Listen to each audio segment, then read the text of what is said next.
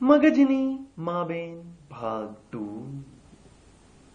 મિત્રો, મેડિકલ પુસ્તકોના ચ્યુઇંગમ જેવા પાના ચાવતો ચાવતો એ ભવિષ્યનો તબીબી રૂપ રોગી એકદમ જ મૂંઝાયેલી યાત્રા પર ચાલ્યો જાય છે, જેમાં વારંવાર એને અર્ધનિંદ્રામાંથી મુશ્કેલીથી ઉઠેલા અધ્યાપકોના પ્રવચન રૂપી માનસિક બળાત્કારોનો ભોગ બનવું પડે છે. પણ ત્યાં જ તેના સંકટોનો અંત નથી.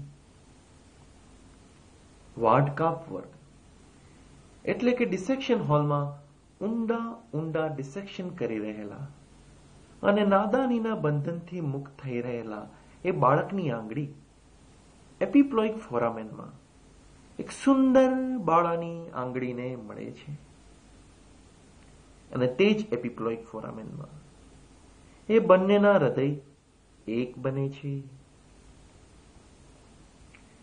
જૈવિક રસાયણશાસ્ત્ર એટલે કે બાયોકેમિસ્ટ્રીમાં એ પ્રેમથી રંગાયેલો પુત્ર એક સફેદ થેલી રૂપી બુસ્કોટ એટલે કે એપ્રન ચડાવીને પોતાની બહેનપણીના સંગે પ્રયોગ વર્ગ પર પહોંચી જાય છે, જ્યાં મૂત્રના રસાયણશાસ્ત્ર સમજાવવા કારણસર તેના ગુરુ એ પુત્રને તેના મૂત્રનો નમૂનો અન્ય વિદ્યાર્થીનીઓને અર્પણ કરવાનો આદેશ આપે છે.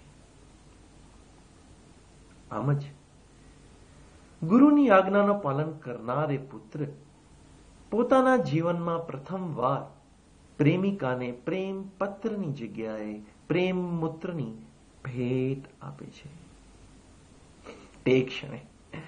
તે ક્ષણે એ શરમાયેલા બાળકના જીવનમાં ફરી એકવાર મગજની માતા અને બહેનનો સંગમ એટલે મગજની માબેન એક થાય છે. આભાર.